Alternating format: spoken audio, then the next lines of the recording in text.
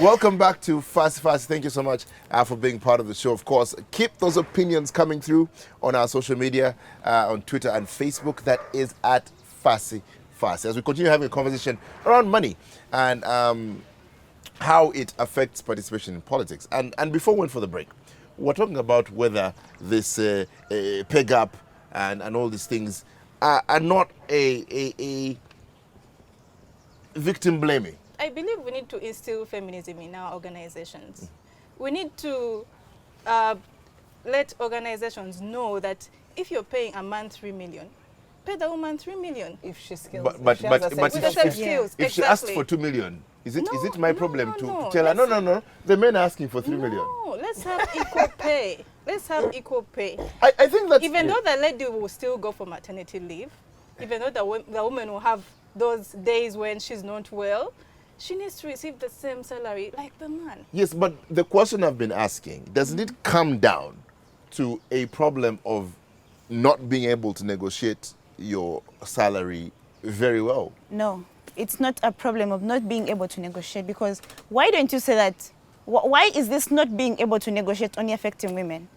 Why isn't it affecting men? Men are aggressive. Yeah, men are aggressive. And we're just going to go and say women are vulnerable. We have to accept that. Okay. So we have to instill feminism everywhere. So yes, Francis. I don't think, for instance, the company I work for, Yeah. I don't think there is something like that women are paid this little and then men are paid this much. I don't think that happens. I have never heard about I think it. let's be honest. I've never heard about it. You're It depends on your negotiation power. Really? Yes. Sometimes there are standard a scale. There is companies have a scale of scales of salaries, and that if you are at this level, then this is the amount of money. Whether you're a woman or you are a man, this is the amount of money that person has to earn.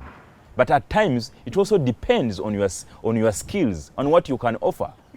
If a man can offer better than a woman at that particular job, why can the man earn more money? If that lady can deliver better than a man, why can that woman be paid better? So I don't think that we need to have that kind of disparities. In all honesty, haven't you seen jobs where women have been, here in Kampala, where women have been sidelined, yet they are the better candidate, at least on paper? Yeah. Have you never seen it before? It is true. These things are happening, but I don't think that's the way we should go. I'm aware that these things are happening. That sometimes women are being put aside, but I can tell you it's because maybe some of the women have not been sensitized enough to know and to demand for their rights. I guess you that's only what need Ine to. was saying. You Ine only was saying we sensitize them, we introduce feminism in the workplace. Yeah. And also celebrate the women. Recently, I saw a magazine that had a pregnant CEO. How about we have the women in media celebrated? We can have a pregnant CEO on top of a magazine. Well, but you know, I mean, we've talked about television and screen sets and what. No. And again, it comes down to like changing the mindset of the entire community. Yeah. Because you find that, you know, if you possibly put certain pictures on top of a magazine, then it won't sell. You know, then this and So a pregnant woman on top of a magazine. I don't know. At the end of the day, it comes down In the society we are in. At the end of the day, it comes down to business decisions. But let's go back to talking money. All right. So we have one of the things that people talk about is, okay, other than overcoming the structural differences, the you know, disparity in earnings and the ability to own property and land, people believe that the Electoral Commission should take a stand on money in politics. And I think there's legislation that they're trying to introduce as regards that. Yeah.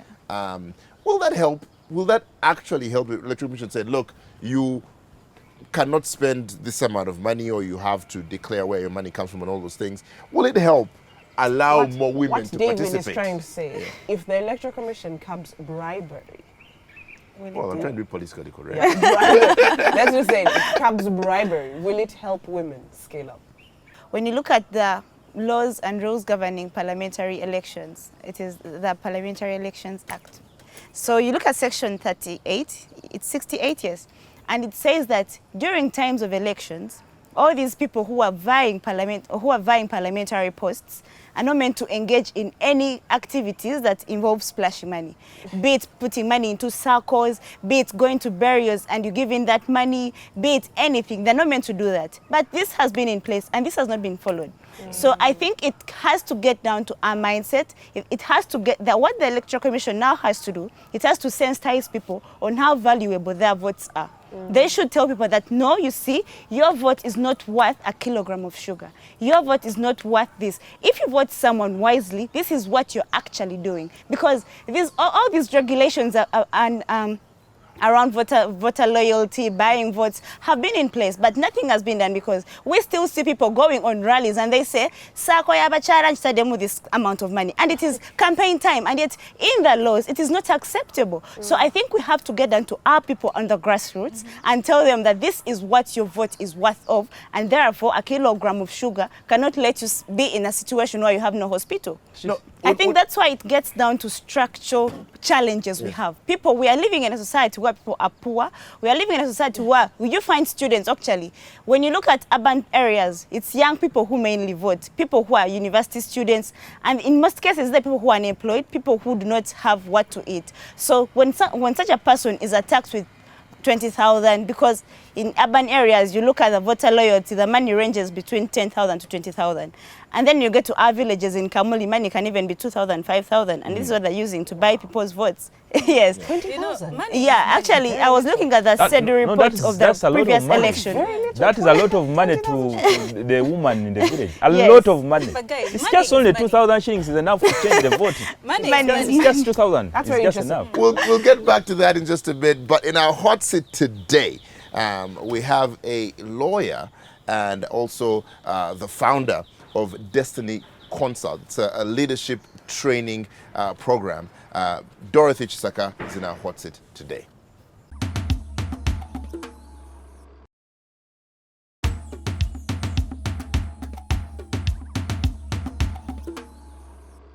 My name is Dorothy Chisaka, and I am a mentorship leader.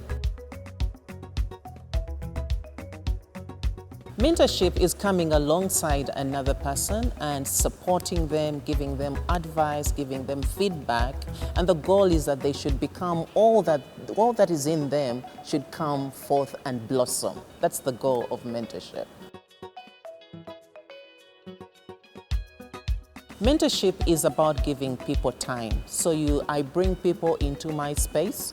They come and ask questions, I give them feedback, I take them to events that I'm doing, and they see what I'm doing and we converse about that.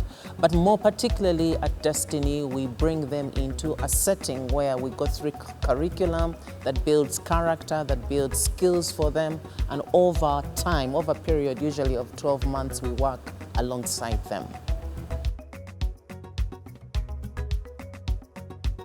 Okay, I can think of two.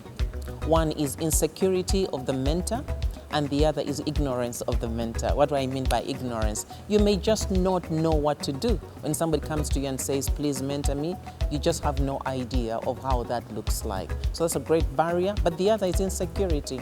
Insecurity is that you fear the gifting in the person asking you to mentor them, and you don't want really to enable them to come into that space where they are stronger. So insecurity is a great, great barrier to providing good mentorship to people.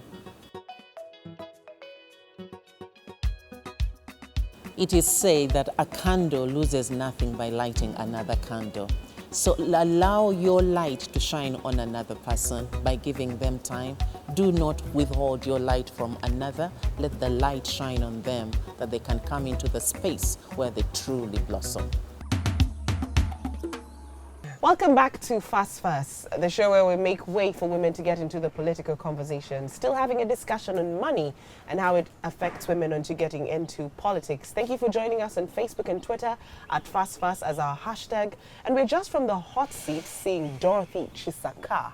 So, in a sentence or two, what are you doing as Ruth to help the next crop of leaders scale up?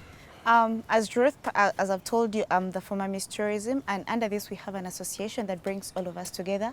And one of the activities we have in this association, one, we go to schools, we go to communities, and we speak to these women about issues that they need to do. We are doing capacity building through communities and under this association.